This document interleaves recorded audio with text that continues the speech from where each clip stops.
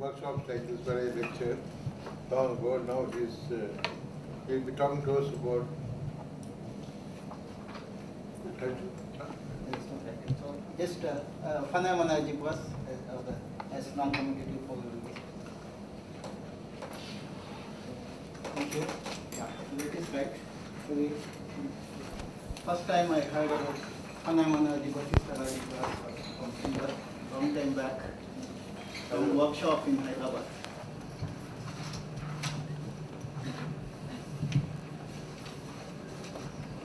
So you have seen this.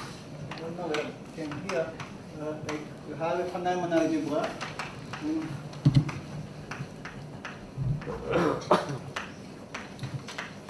And P state on A.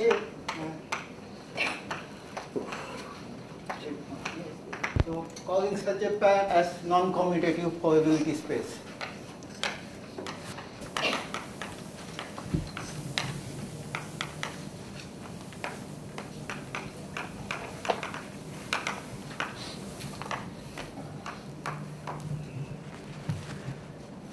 So I don't know whether that was used here or not.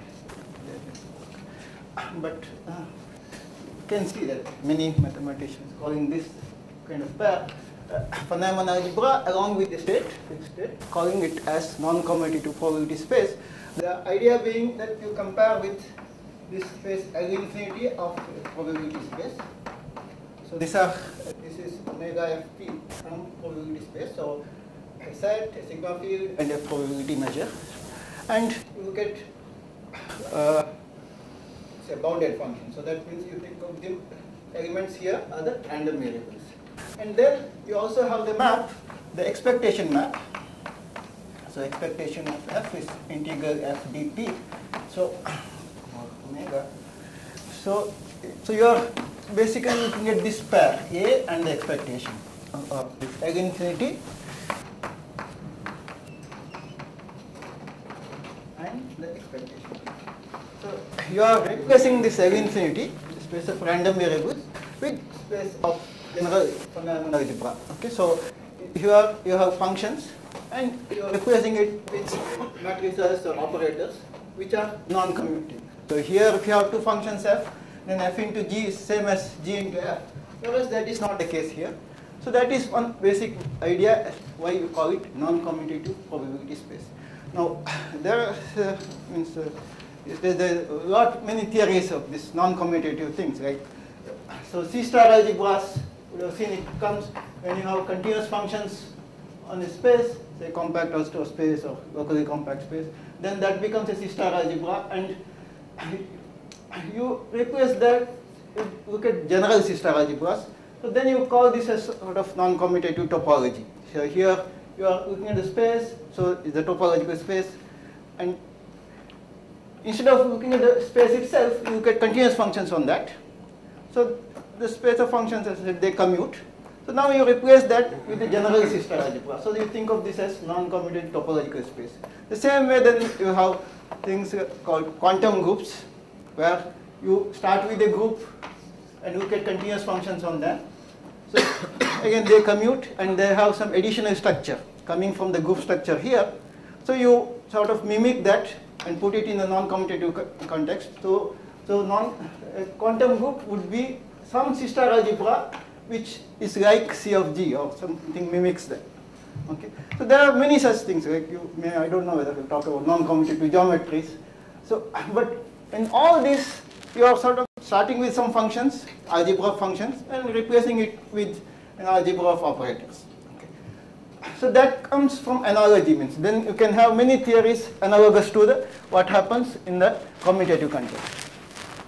But here, in the case of phenomena algebras and state here, so it is true, so there is some analogy, but there is more to it, because I think because it was used in physics, so there are a lot more things there. There is a lot of implication. There is meaning for things, like, which is not there, I think, in many things where it is more mathematical rather than having some application in mind. Whereas here, there are things, physical meanings to the structure.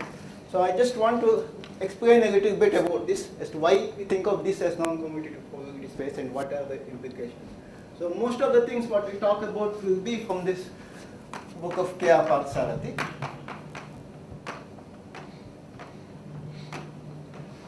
So, Introduction to Quantum Stochastic Calculus.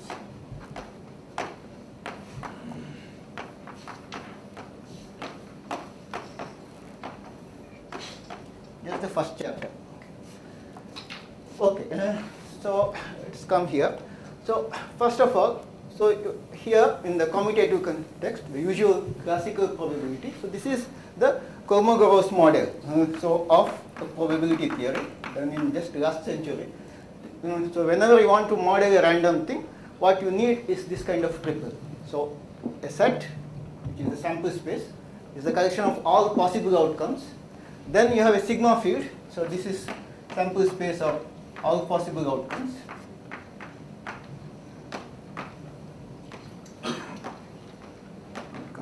Then F, this concept is a sigma field, and the interpretation of that as events. So whenever you say like A belongs to F, you say A occurs, A or A doesn't occur. You don't talk about the things in omega. We talk about events, the events occurring or not occurring. Then P assigns the probabilities. Okay, so P is the measure, so it's a function from F to from 0 to 1, probability measure. So measure such that P of omega equal to 1. Okay, so this is one thing, and then we will have random variables. Okay, so what are they? They are basically come from things like this. You first take simple functions like this. So indicator functions on elements here, then they are linear combinations. Then you can take more abstract things, but basically comes from there. So they are measurable functions, but you can approximate all of them by things like this, the linear combinations of indicator functions. Okay. So we have the corresponding things here in the non-commutative context. What we do, we look at instead of omega, we look at a Hilbert space.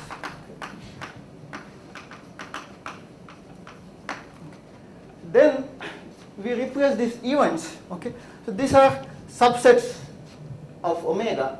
We look at subspaces of H. Okay, so let me still call it F. Say H. You close subspaces of H, or equivalently you can talk about projections on H. Okay, so we will only talk about closed subspaces. Or it's equivalently, you can say projections on H. Okay. So see the comparison. Here, see when I have a sigma field. Okay. So basic things is that the empty set belongs to F, omega belongs to F, and if say A belongs to F, then A complement belongs to F. So this is a sigma field. So if say A1, A2, etc. are in F, then their union belongs to F. So similar things we can see here. When you have projections, so you have the zero projection, okay, and the identity projection. Okay, so both in F, and then if P is a projection, or we call it E. So if E is a projection, then we have the E complement, which is the orthogonal complement of E, the projection onto the orthogonal. Okay, so I can talk about the. I have taken all projections here, but E per. So see the complement is replaced by orthogonal complement. Okay. Then what about things corresponding to this? So like say instead of counting, we take two projections, so E1 and E2. Then you have a projection onto the intersection as well as to the union, the span of the union. Okay. So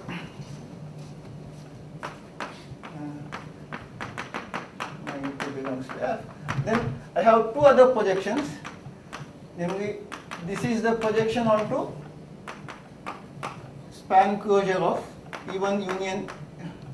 Well, I am mixing up the projection and the range of it. The range of E1, range of E2.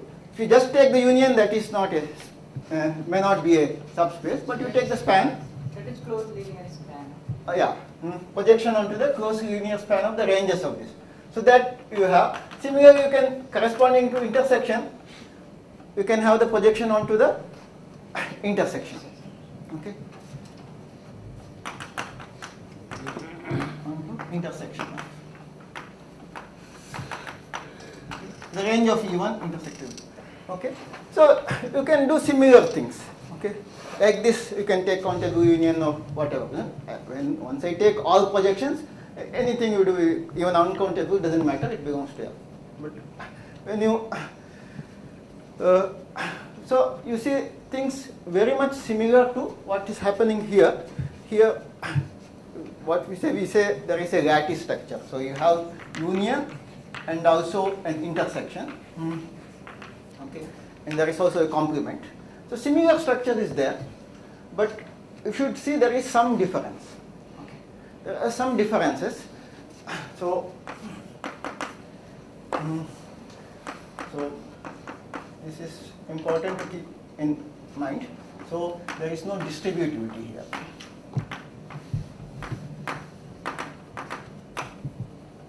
Okay.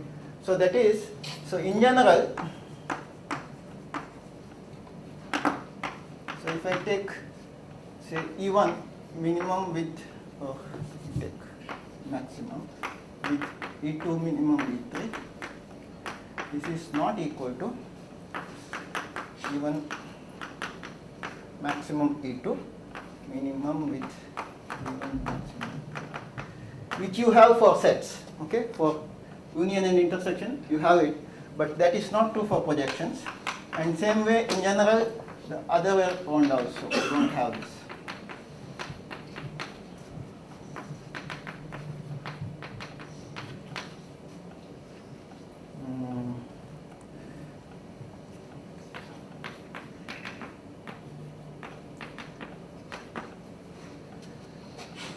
Why is that we don't have that?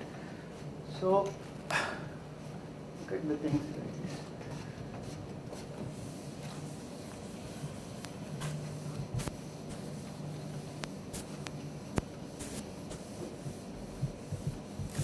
I'm just doing it in the real case. You can do similar things in the complex case. Just look at R2. Okay. Look at the subspaces of three lines, three different lines like this. No two are orthogonal to each other. Okay. So the corresponding projections we call as E1, E2, and E3. So then you can see that the intersection of them, the minimum of any two of them is just 0. Okay. So they are not orthogonal to each other, but then EI minimum EJ is just 0 projection onto the intersection. Whereas the projection onto the space spanned by them is a projection onto the whole space. So that is identity. So this is true for all I and j here. Okay, I not equal to. So because of that, if you substitute, then you see that this is not true. Like if I take the space spanned by any two, that would be the whole space, the identity. This also would be identity. So this minimum would be the identity. Whereas other way here, this minimum is already 0. So then you get E1 here. Okay, so the two things are not same. Okay, so the whole idea is to replace subsets, the lattice of subsets, with lattice of projections. Okay, now one can do the things abstractly, just doing lattice theory and things like that. So there is a book by Varadarajan. If you want to, if you are interested in that kind of things, yes, Varadarajan, called Geometry of Quantum Theory.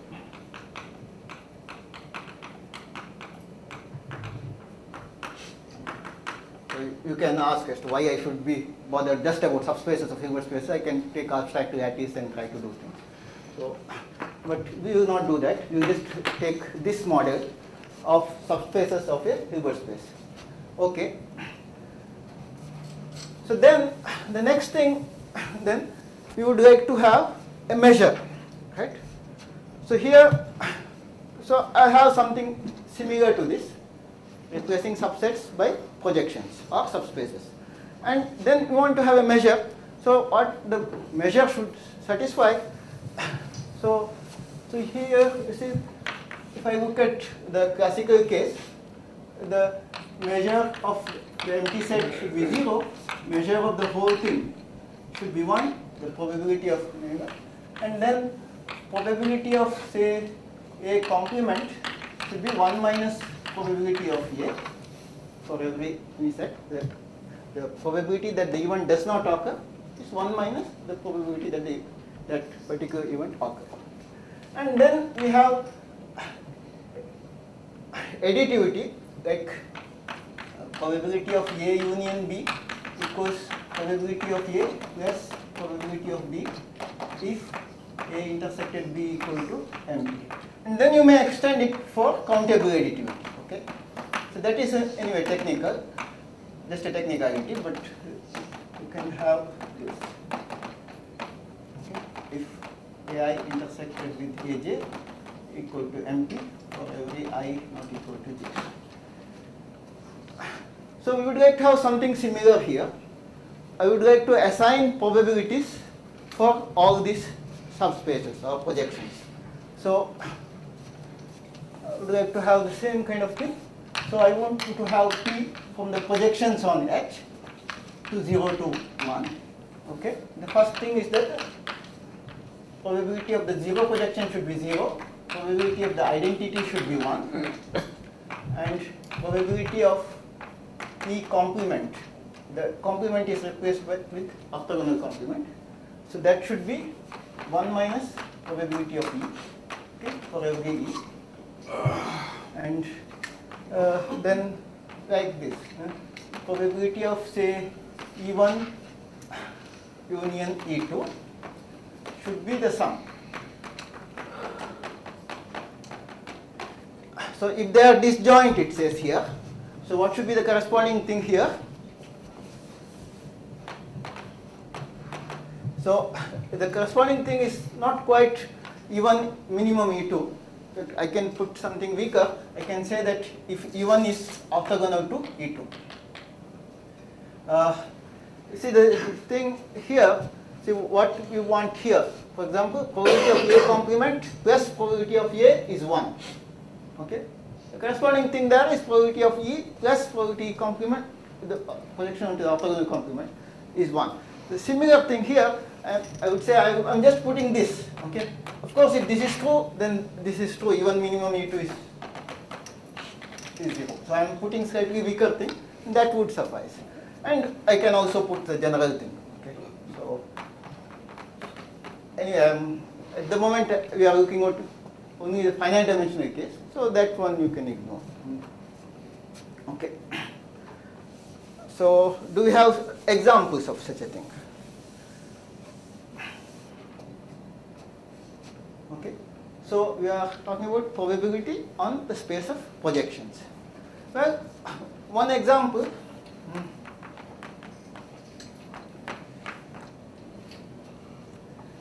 is this.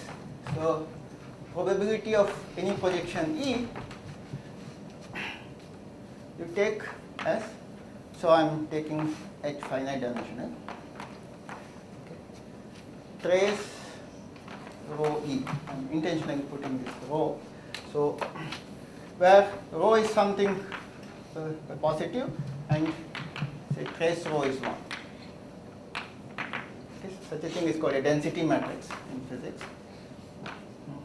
It's or state. You may also call it state. Trace rho E. Just put P of E as trace rho E, where rho is positive and trace of rho is equal to 1. So I claim that that satisfies all these conditions. Okay.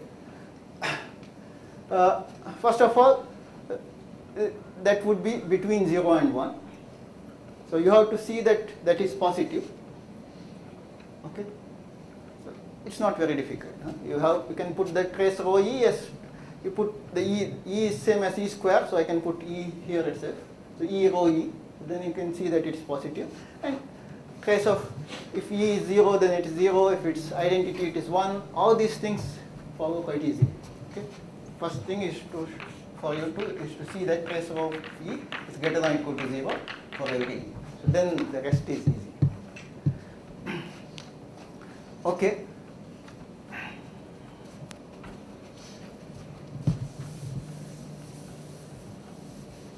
Other examples. Well, there is, if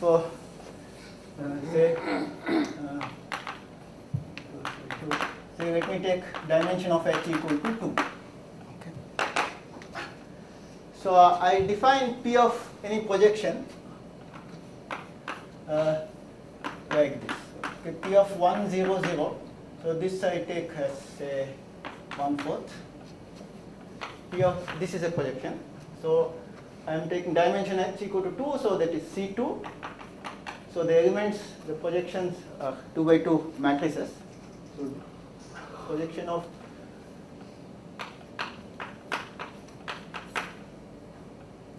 this I am taking 3 by 4. And for all other projections, I am taking it to be half.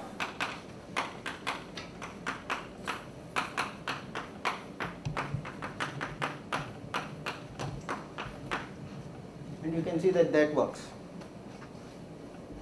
Because if E is not a projection of this kind, then its orthogonal complement is also not a projection of this kind. Then this would work. And this will not be of that kind, because this is not continuous, you see. If a projection comes to this, then because that is a continuous, a nice linear map. So there are sort of pathological examples when dimension of H is 2. But there is a theorem called Grison's theorem.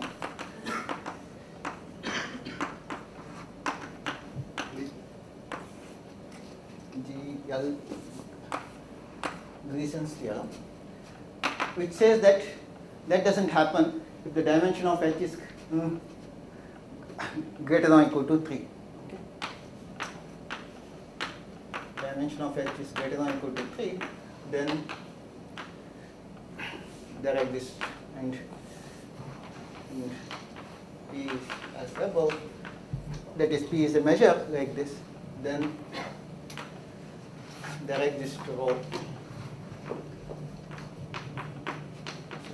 to 1 such that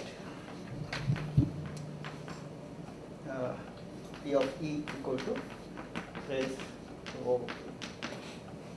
Okay. So it sort of happens in dimension H equal to 2 because there is not enough space. Whereas you cannot really talk 3 different projections there, right? So that's why as soon as you have sufficient space, that doesn't happen, and the only examples are of this kind. Okay. So further on, we always look at only such things. Okay. We don't care about this kind of strange examples. We will say that by projection or by probability would mean something like this: P of E is trace rho E. Okay.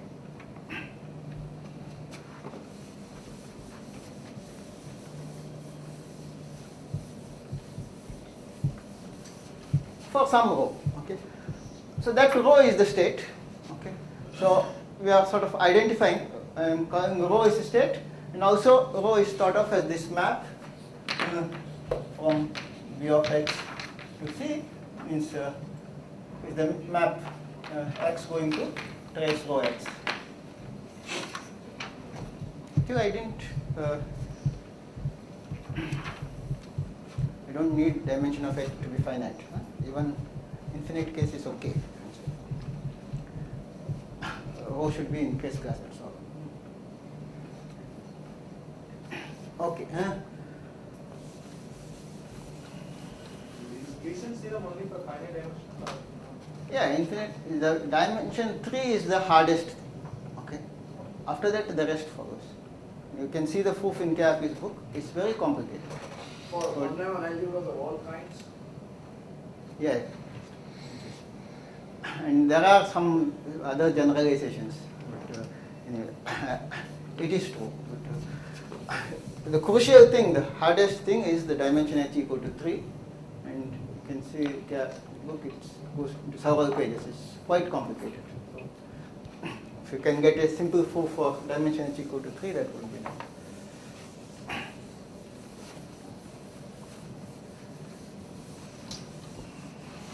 What is the model regular state?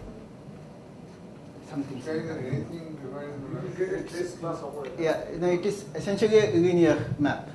That is. You are saying So, any such thing is any quantum additive thing on the lattice projections Is extends it- to a normal state. yeah, that is.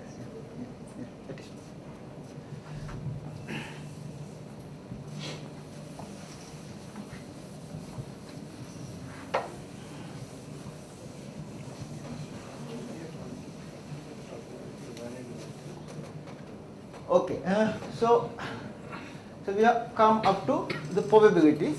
So, like, we had this omega of t and then random variables.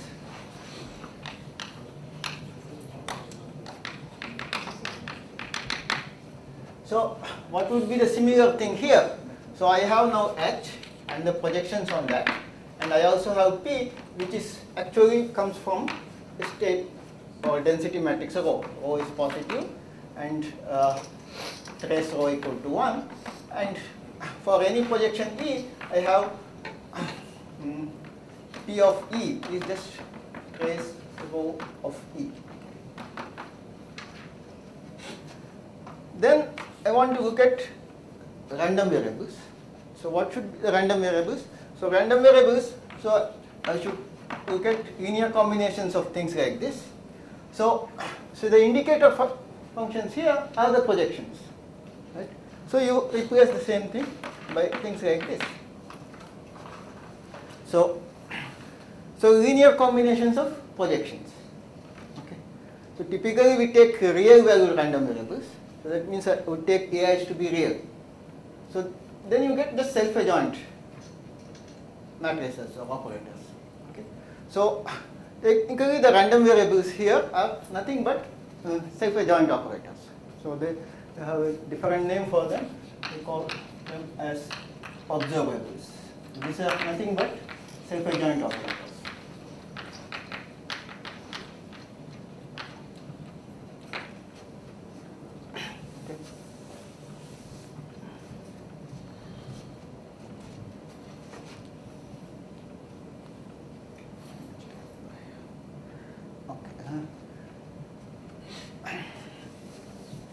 So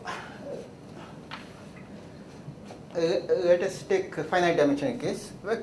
So first of all, let me take dimension of H to be finite, and let me fix a rho such that rho is positive and trace rho is equal to 1. Okay. Let me take a K belonging to B of H, a self-adjoint. So then it has this spectral decomposition. So we know that A can be written as summation AI Pi equal to say some 1 to K, the spectral decomposition of A.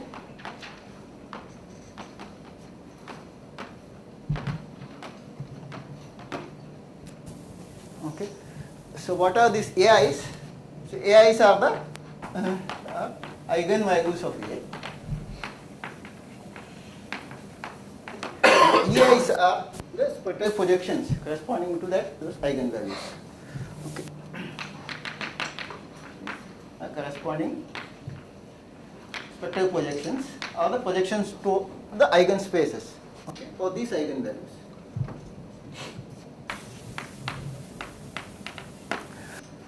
And so these EIs are then orthogonal.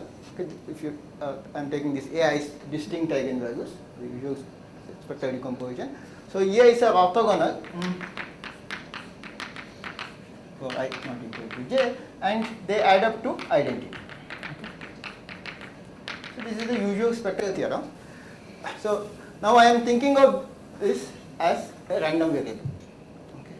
So if talking about a random variable, I should say what are the values taken by it, the random variable, and what are the probabilities. The interpretation comes from here. So here you will say that if I have a random variable like this, a simple function like this, these AIs are the values taken by the random variable, and the probabilities of these EIs are the corresponding probabilities. So the corresponding thing here, you will say that AI takes, so the random variable or the observable A, okay, takes A1, A2, AK, the eigenvalues as its values, and so this it's not standard notation. I'm just writing it as probability A equal to AI as trace rho of the corresponding projection. Okay. Probability that A takes value this AI is trace rho EI. Okay. And we have seen that these are non-negative, and because of this they would add up to 1. Okay. So you have actually, you can talk about a genuine random variables, like, so this one, like I can actually construct a random variable x on some probability space such that probability x equal to AI is this trace rho EI, PI equal to trace rho EI. So these PIs, which are trace rho I, they are non-negative and they add up to 1. Okay. So one can actually construct a genuine random variables so that these AIs are the values and these are the probabilities. I don't have to put operators. I can, using classical probability theory, I can construct random variables so that these are the values and these are the probabilities. They are genuine probabilities. They are not negative, complex or anything.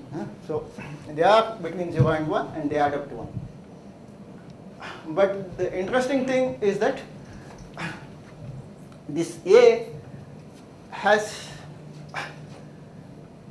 just one matrix, one operator has many random variables in it. Okay, it depends upon which row you take. Okay.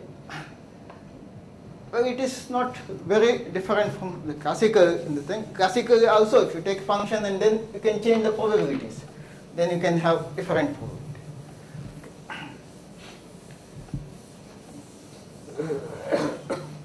But there is something funnier happening there. So you should understand first a little bit about this row. Like here, see when I am taking, say I equal to 1 to k, if I am taking things like this, P1, P2, Pk, okay, these are the probability vectors. Okay. If you see a collection of such things, let's say convex set, all P1, P2, Pk, which are non-negative and add up to 1, okay, the probability vectors. Let's say convex compact set, the extreme points being the degenerate ones, 0, 0, 0, 1, 0, 0, 0, that kind of thing. Those are the extreme points. Similarly, when I look at these states or the density matrices rho, so they are all rho, so that rho is positive and trace rho equal to 1. That is again a convex compact set. The extreme points being the pure states, the rank 1 projections. If I take this kind of thing, I don't know whether you know this notation has come or not. Maybe not. So the rank 1 projections. So these are the extreme ones. Okay. So something similar to that happens, but you see there are only finitely many extreme points here, but there, even when dimension h equal to 2, there will be infinitely many extreme points. Okay. So this theory is somehow much richer. Okay. There are some other funny things happen. Okay. So what are other funny things like? Just see it many times, so let me just, this is again just an example. All these spin observables. So again, dimension of H equal to just 2, and we have these matrices sigma 0 is 1 to 0, 1, 1, 0.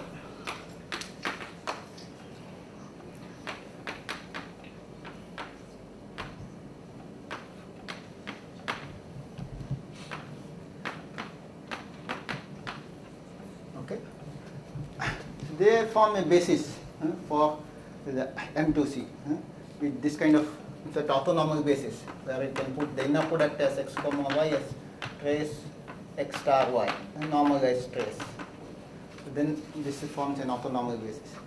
Okay, the thing is that they are all self-adjoint unitaries. Okay, unitaries. And if you, so, and they take the eigenvalues are all contained in plus or minus 1. Okay, so whatever be the state, the values taken by this random variable or the observable are just the eigenvalues. So whatever be the state, they take values in just plus 1, minus 1. Okay, so this is just 1, but these others have both plus 1 and minus 1. Okay, and so they are called the spin observables, that they take values only plus 1 or minus 1. Okay, look at sigma 1. I have not said what the state is, doesn't matter. You can take, for example, the half-half, okay, the normalized trace state. Look at sigma 1 plus sigma 2. This is 1 minus I and 1 plus I, 0. Okay. You can see what are the values taken by that. What are the eigenvalues? Eigenvalues would be plus or minus square root of 2. Okay. And that is something which you cannot see in the classical space. For classical random variables, if I have two classic random variables, x and y, suppose x takes values in plus or minus 1, y takes values in plus or minus 1. What about x plus y? So you can say where it takes values. Y is plus 1 or minus 1. They are just functions. Y omega is plus 1 or minus 1. So the sum would take values here, minus 2, 0 or 2. Whereas here you see, the sum takes values this, plus or minus square root of 2. Root 2. So the sum of random variables here behave in a very different way from the classical case, where you can tell where this takes values, whereas here it is more complicated. In fact, one can get like it can take any value in this whole interval, minus 2 to plus 2. Okay, it can be you can get arbitrary distributions. Just the x and y, like let me take x plus y by 2, that kind of thing. So okay, like suppose a takes values in plus or minus 1, b takes values in plus or minus 1, or then a plus b by 2. It can take any value in the interval minus 1 to 1. One can get arbitrary distributions. So the sum of random variables behaves in a very different way from the classical case. Okay, what about product? Product is a different story, because here if I take two matrices A and B, if you look at the product AB, that is in general not self-adjoint. Okay, so and we have done the all of our analysis of what values it takes, what probabilities, only for self-adjoint things. So AB, that may not be self-adjoint. Okay, so what they say is this not simultaneously observable. So that is the physical meaning of that. So see, when they say A is an observable like this, okay, so suppose I had this kind of thing, okay, yeah. they say is that whenever you make a measurement of A, the observable, once you do the measurement, it would take one of these values. And what is the probability that it takes this value? That is given by that trace rho EI. Okay. So your physical system, they say in state rho, then A would take one of these values, and this would be the probability.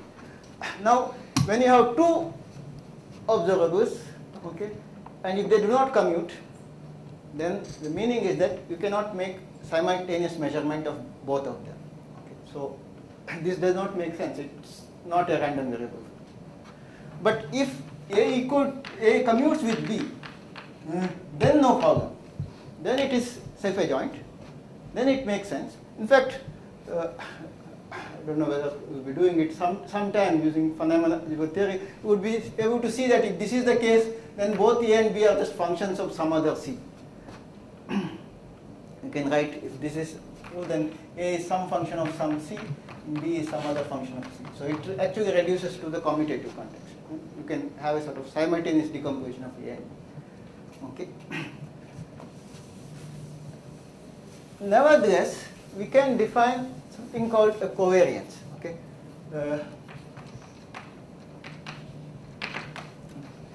So how do you define covariance?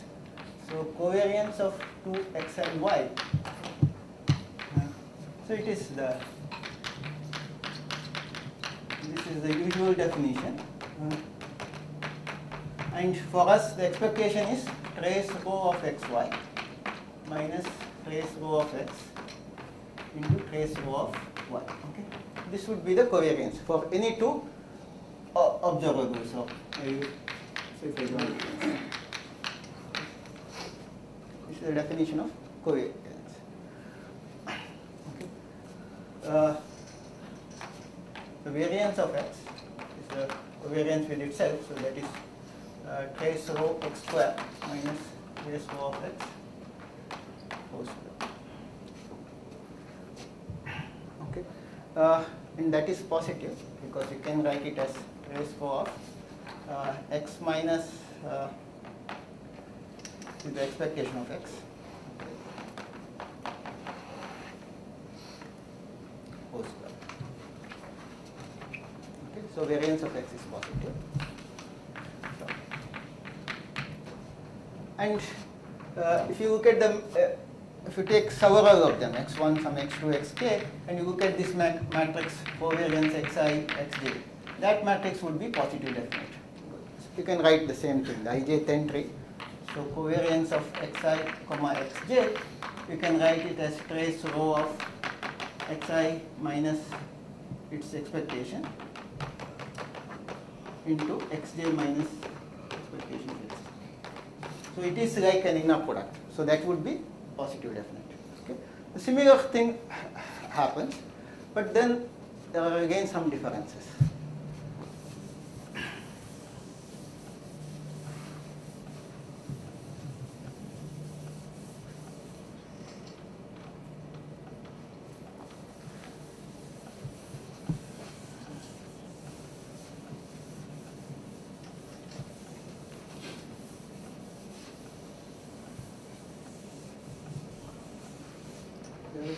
Something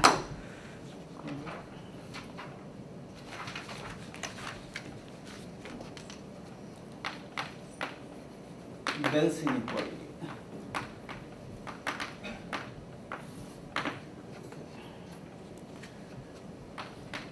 Just using this notation. So just to distinguish, like these are operators. So I'm just now looking at classical random variables, the usual random variables. So suppose xi1, xi2, xi3 are three random variables.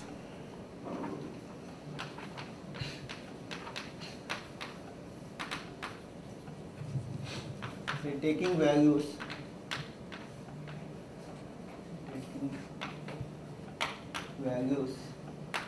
in the interval -1 to 1. Then 1 minus expectation of xi1, xi2 greater than or equal to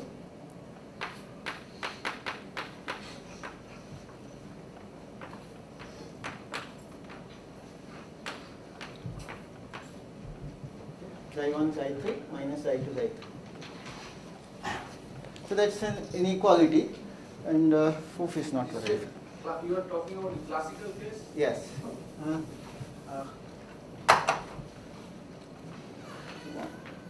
Classical. Random variables taking values in -1 to 1, then this is true. Okay, the proof is not very difficult. Just sketch.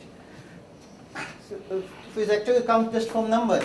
So for every x comma y z belonging to say -1 to 1, I have say y less than or equal to 1. So this implies that 1 plus x is positive.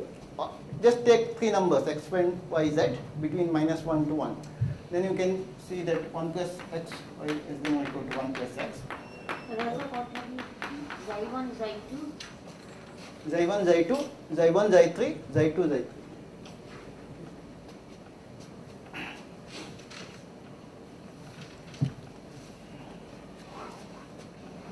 So y greater than or equal to 1, because, less than or equal to 1, because if y belongs here, so then also 1 plus x is positive, because x, y, z here.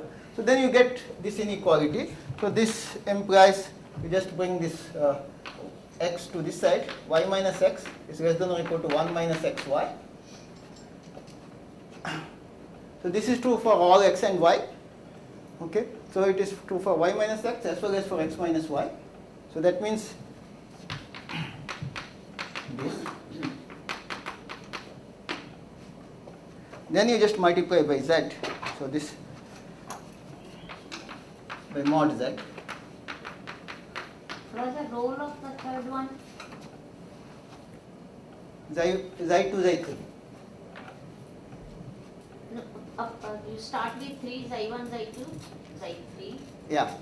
This is 1, 2, 1, 3 and 2, 3. Okay. So mod z is less than or equal to 1. So this you will get less than or equal to. So this is 1 minus xy. So this is inequality just for real numbers you prove. Then you take the expectation or the integral. xi1, xi2, xi3 are just taking values here. So you can integrate with respect to any measure and you have the inequality. So this kind of inequality you have for three classical random variables taking values in -1 to 1. Whereas for, so this means that suppose all this, suppose I take expectations are all zeros, k equal to 0. So then what I am looking at are the covariance matrix for this xi1, xi2, xi3. Okay. If I look at this matrix, covariance between all these xi's, okay, covariance xi, xij. So I can even take xi's, say taking values in just exactly in plus or minus 1. So that way I can take so that I get the variances to be 1. Okay. Let me take variances of xi1, xi2, xi3 equal to 1. So then what this is telling is some inequality between these three things. Like this is variance between xi1 and xi2, xi1 and xi3, xi2 and xi3. So some inequality is satisfied in this any such covariance matrix, variance covariance matrix. In any such thing, there is some inequality satisfied like this. Okay, that is what the Bayes inequality says for classical random variables. But what one can do, one can actually construct things here. Like we had this all these spin things, sigma 1, sigma 2, sigma 3. You take linear combinations like this, x1 sigma 1 plus x2 sigma 2 plus x3 sigma 3. Such random variables. Okay, take three of them. One can show that this inequality is violated for the with respect to say the usual state, say the normalized space. So this Bayes inequality is violated for some random variables or some observables. Okay. But it is true for classical random variables. So this is considered very important in quantum mechanics because they are thinking that this theory of this kind of random variables and taking values, can we actually put it in Kolmogorov model somehow by increasing the probability space or something? It's what they call hidden variables. If you include some hidden variables and things like that, whether one can put it in a larger space where you deal with just classical random variables. And that is not possible. That is what this Bell's inequality says. There is some kind of variance covariance matrices which can be realized using our new random variables, namely self-adjoint matrices, which cannot be realized using classical random variables. Okay.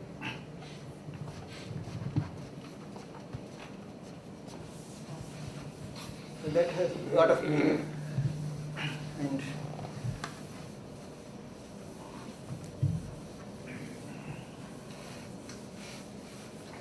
there is, should not have erased this. Anyway, I wanted to do another small thing there, which is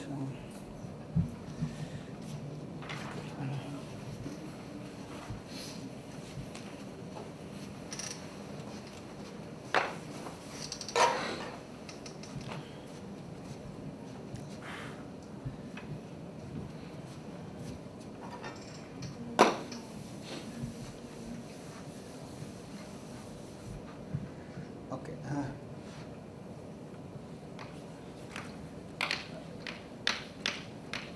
Involves uncertainty. There is another inequality which you can prove is the following.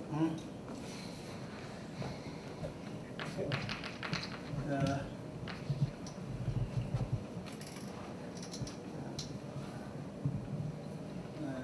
it's a unit vector to move along the edge and take rho as the projection onto the space spanned by u onto u. Okay, so you fix a unit vector u and take this kind of what we call the pure state, the projection onto the space spanned by u. Then for any x and y, for x comma y belonging to B of h, okay, self-adjoint.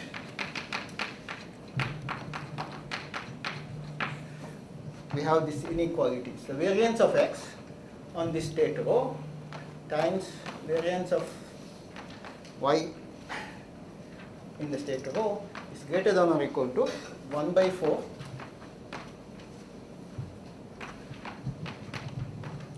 I times x comma y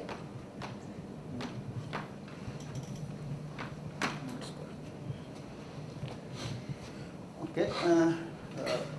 What is this x comma y? This is the commutator.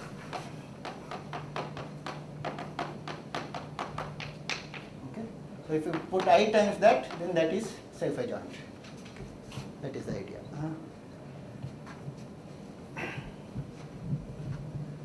That is.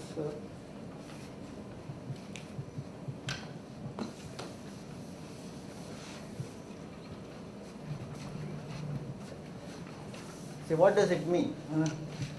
It means that, like, if I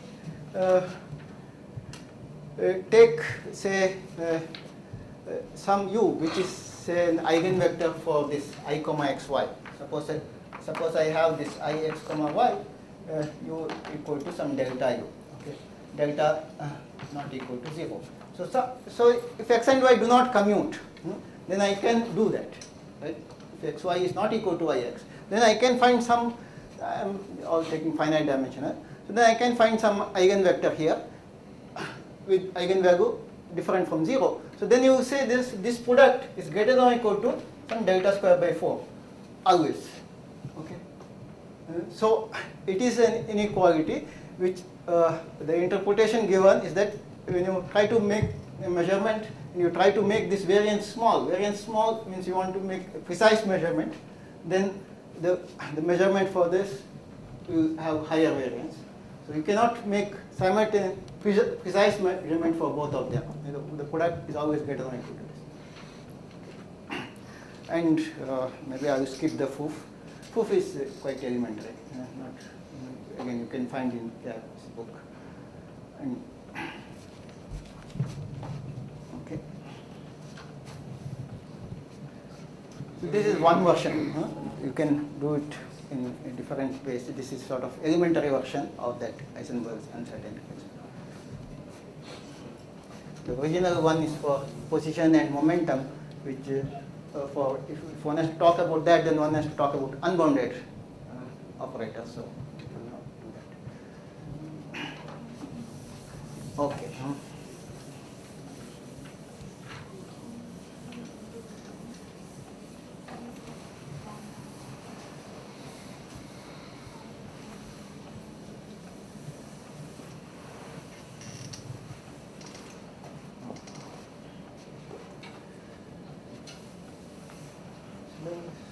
Thing I just wanted to talk about.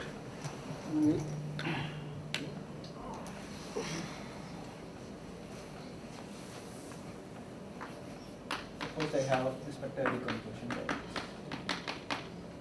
and you fix state O. And I said for this, correspondingly, I have some random variable x, such that probability x equal to ai is trace rho ei. Now, if I ask, so what is expectation of x?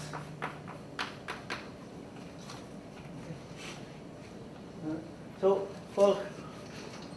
I have some self-adjoint matrix here with corresponding spectral decomposition, and I have fixed state rho, and along with that, I am associating a random variable x, such that the probability that x equal to ai is trace rho ei. So what is the expectation of this x? So expectation of x would be summation ai probability that x equal to ai. That is the definition. And if you do that, summation ai trace rho ei, I from 1 to k, and then I can push this ai inside. So it is just trace rho of a. Okay. So the expectation of x is nothing but trace rho of e. Okay. And once you do this for x, you can also do it for powers of x. So expectation of, say, some nth power of x. So that would be ai to the power n, probability x equal to ai. So this is just the definition of the expectation. Okay. And then you will get ai to the power n trace rho ei, and that is trace rho of summation ai to the power n ei equal to 1 to k. But the spectral theorem tells us that if I take powers of this, any power a to the power n is summation ai to the power n ei. Right? So this is nothing but trace rho of a to the power n. So you can compute all moments by directly like this. Okay. So to compute moments, I don't need the spectral decomposition. So I don't have to see, given matrix is often very difficult to get the spectral decomposition, but that is not needed to compute moments. Okay. So that is the moral of the story. So the moments of this random variable can be computed directly. Okay. So the nth moment is just this. Okay. So mu n equal to trace rho a to the power n. So I want to give some examples.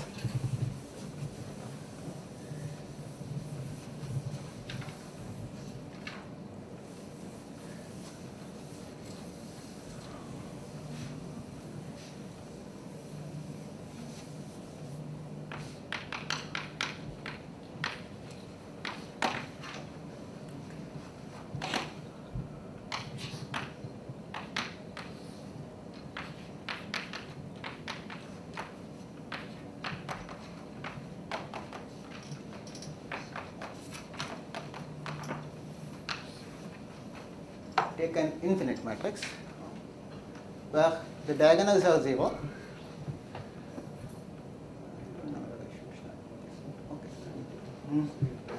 Yeah.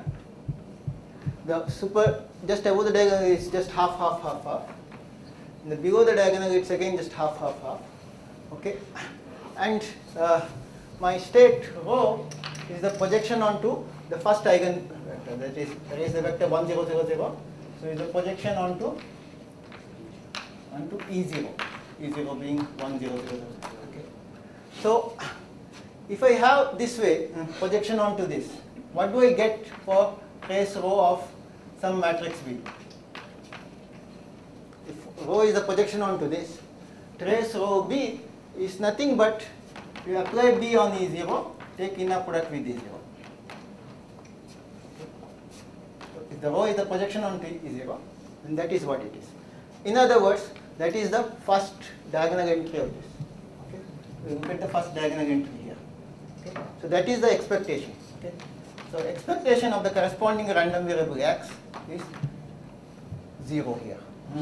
So trace rho of A, which is the first diagonal entry of A, which is 0. Okay.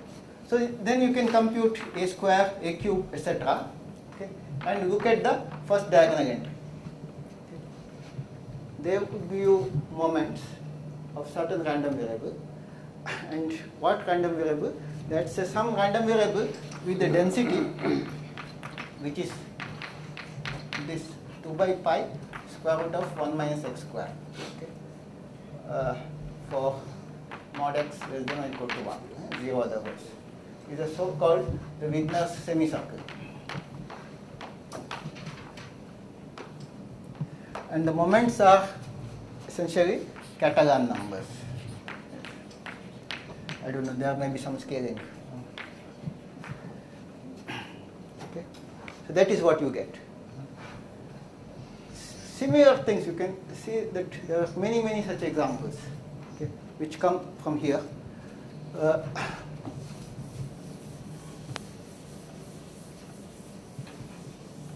You mean EA there, of course. Yeah. EA. Yeah, I called x as the corresponding random variable, E of A, right, which doesn't matter. Okay.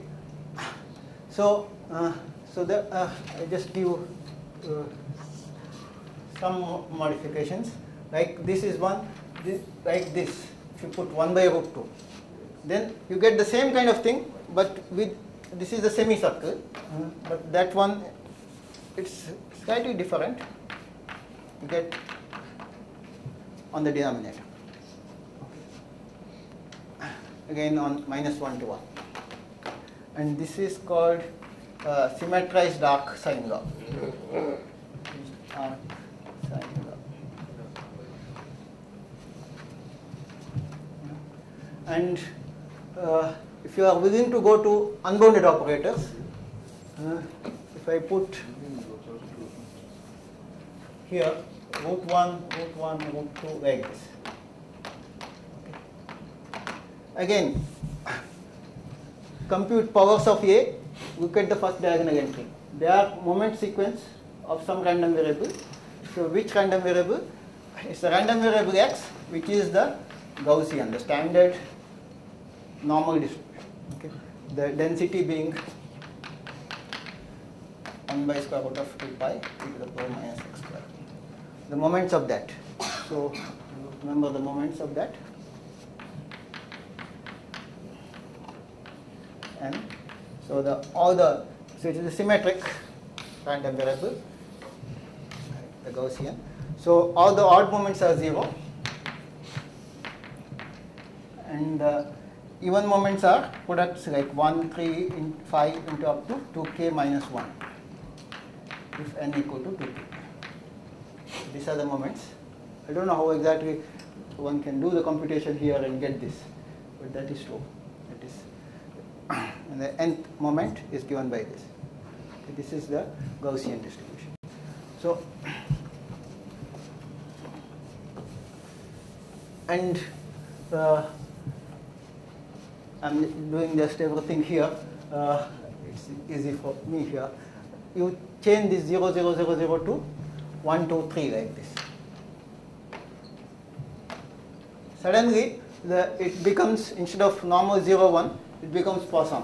Poisson with parameter 1. Okay, so that is the So x then becomes discrete, takes values 1, 2, 3, etc. Well, maybe 0 also, 0, 1, 2, 3. And probability x equal to n is e to the power minus, there is no lambda, minus 1 by 1 by n factorial. Poisson with parameter 1. So generally e to the power minus lambda, lambda to the power n by n factorial, but I have taken lambda equal to 1. So it is as eigenvalues. These as the eigenvalues and the corresponding probabilities. Okay. So one might wonder as to why one is always getting this kind of tri-diagonal things. Okay. Just this, this and this, and the rest everything is 0. And the reason for that is the following. Okay. So what are we having? We have A some B of x. So A is self-adjoint.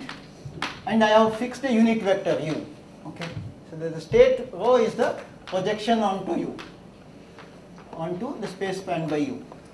So the expectations are given by expectation of A to the power n is trace rho A to the power n is just nothing but A to the power n apply on u, take the inner product with u. Okay. Now what you do, look at this vector u, au, a square u, aq u, like this. Okay. So that is what matters when you take inner product, the expectation, the moments. Okay. Do the Gram-Schmidt on this.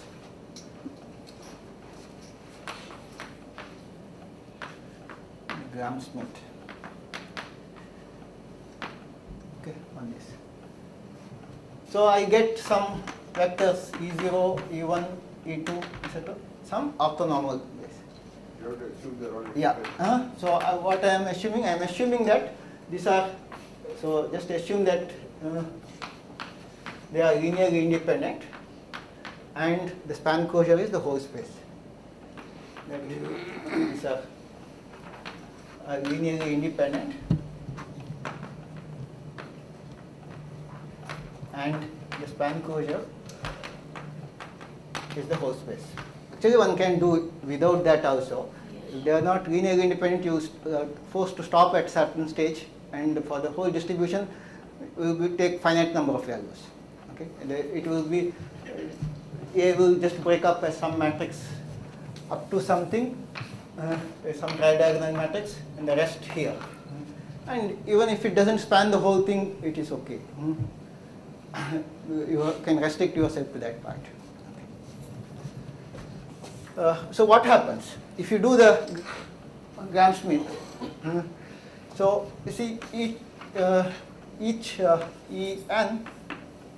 Let me just write down the formula the usual way. Okay.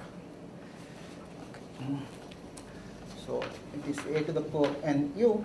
So E0 is just u. K equal to 0 to n minus 1, ek a to the power k u, ek a to the power n u, okay, divided by the norm of the numerator. This is the Gram-Schmidt.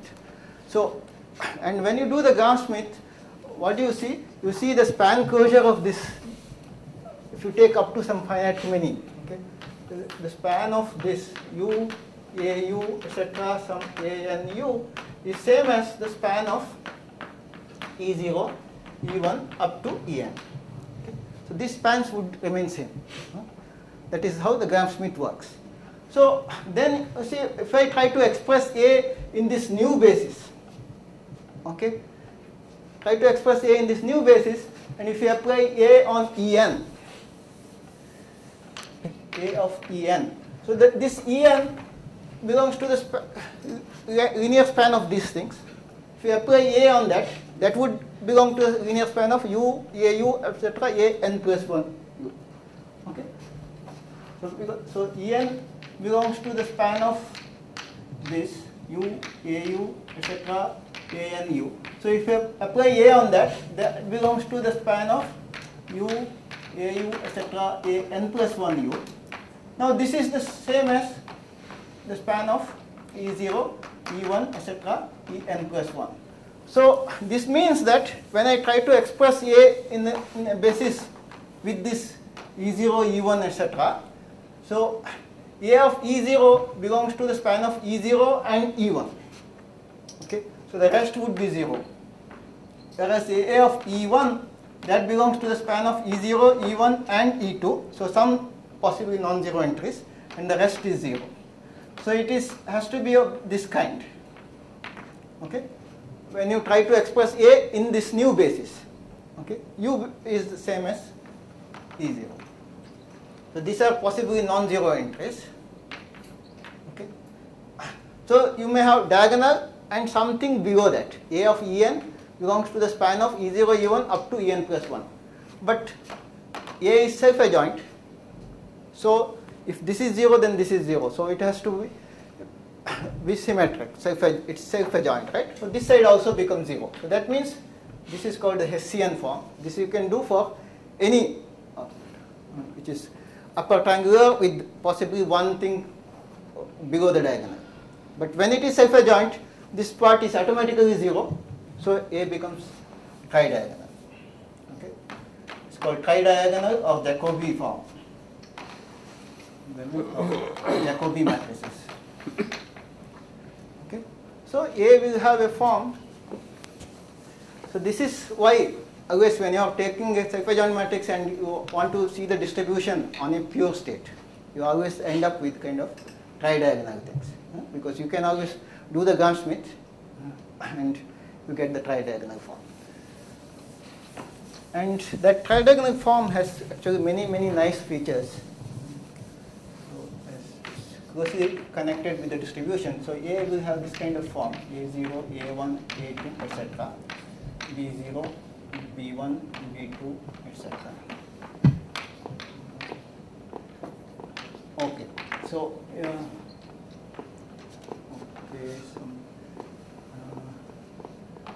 so on. Okay, now initially this could be this adjoint of this, the conjugate of this, but you can actually make them real. Just you have to just modify each En with some Zn times En with mod Zn equal to 1. You can modify it so that these things become real. Okay. So A has this kind of form. Okay, I'm go here.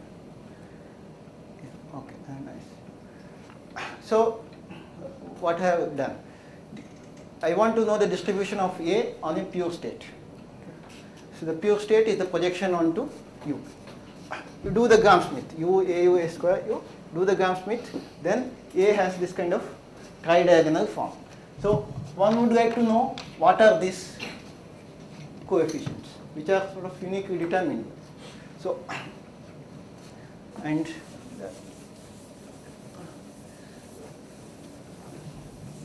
what one can do, look at this mistake there.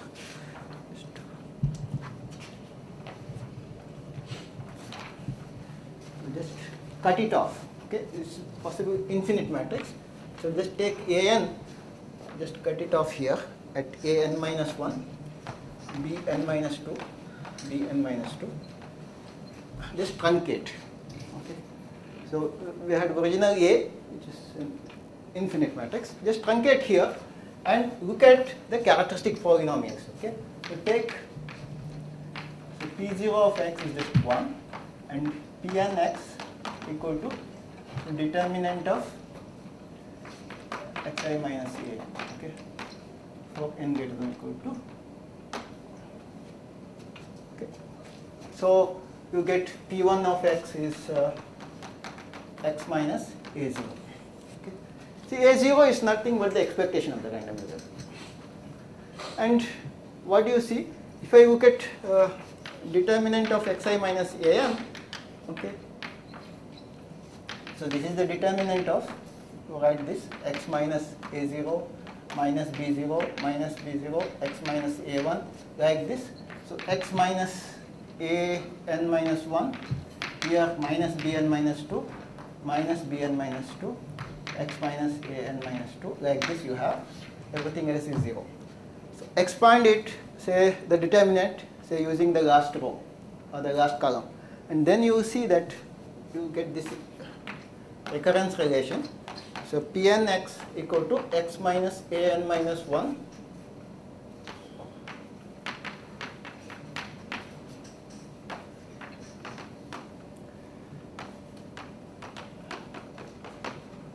called 3-term recurrence relation.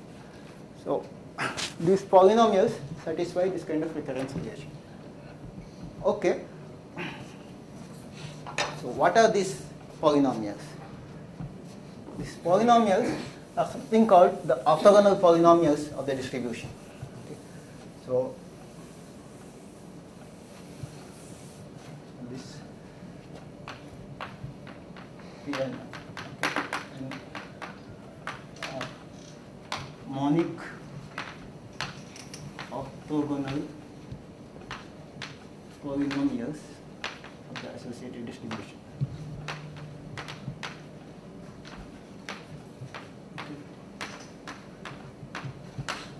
A on U.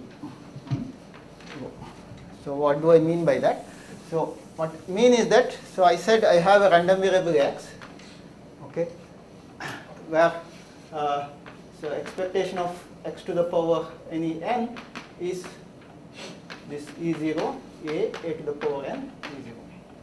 So if these are orthogonal polynomials, means that expectation of say Pmx into Pnx is 0 if m not equal to n.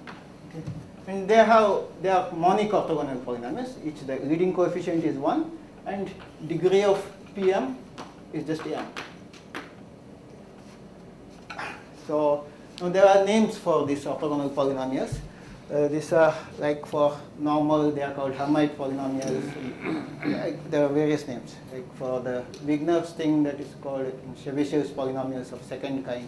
There are various names. There is a classical whole theory of classical orthogonal polynomials, and we know that they satisfy this kind of recurrence relation. So, and these parameters which appear there are called Jacobi parameters.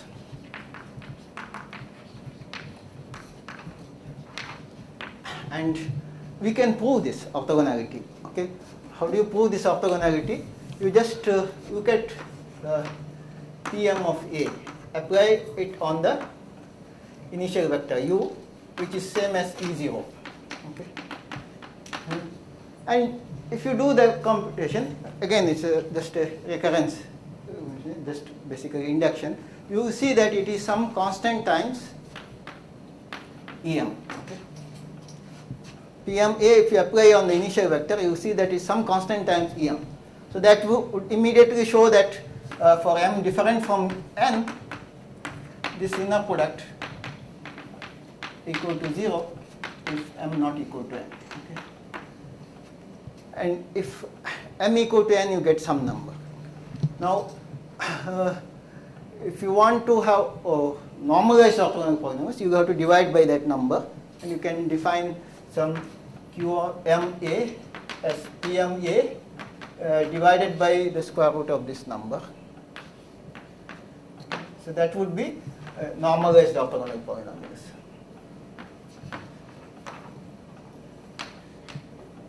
Okay. So now there are various connections how to get, if you know the moments, how to get these numbers, or if you know this, how to get the moments, or how to get the distribution. There are various classical formula, the inversion formula of getting from this, going back to the density of the distribution and things like that. And there is another nice thing happens here, which we had seen. See, these tridiagonal things, one can even write down the eigenvectors, eigenvectors of this. So the eigenvectors of this are given by like Q0. I had this normalized polynomials.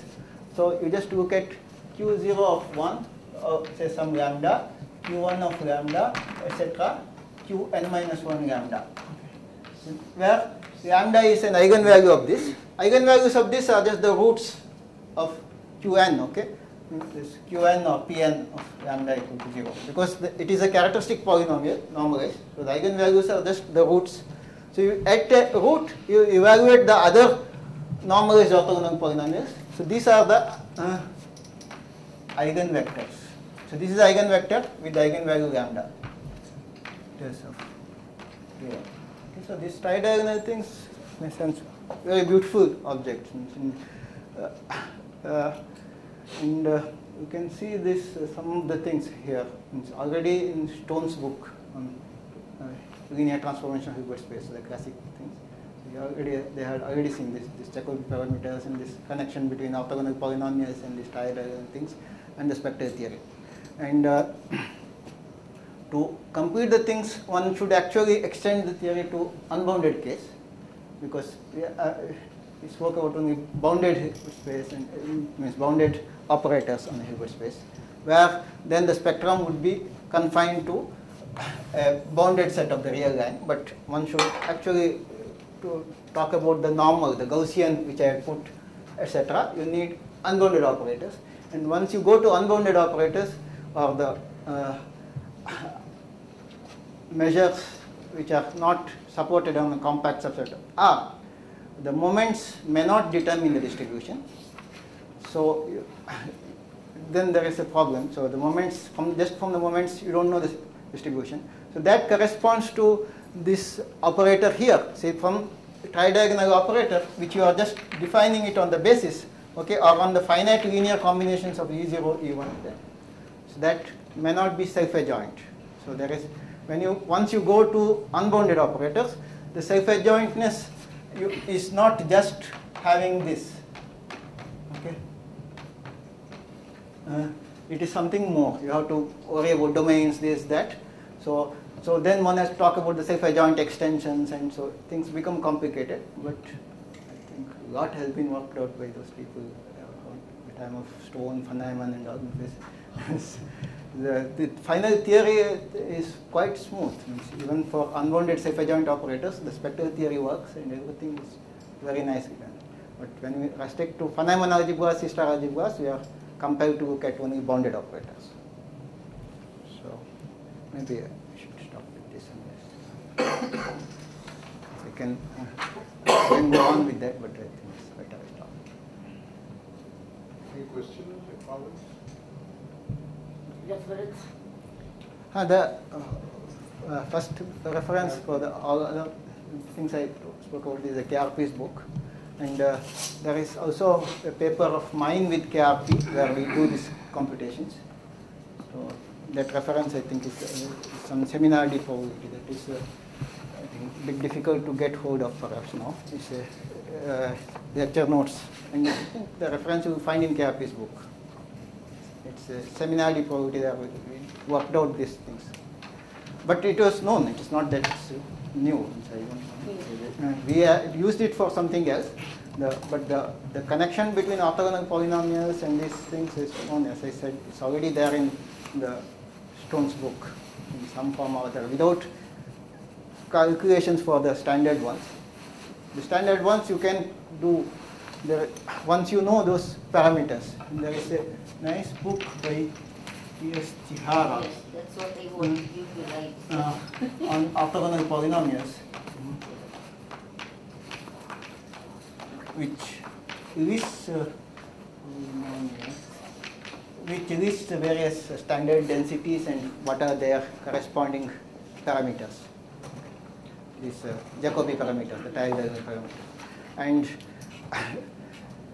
once you got physics, see they have different meanings. So this is like the diagonal ones, means the whole thing is broken up into three parts, right? This diagonal, below the diagonal and above the diagonal. So these things, say, suppose I look at just the below the diagonal, they are from what we call the creation operators. So this creation, annihilation, and conservation. So one can see that everything is constructed out of that. Creation, conservation, and annihilation, the three things. And anyway, one can do a lot, but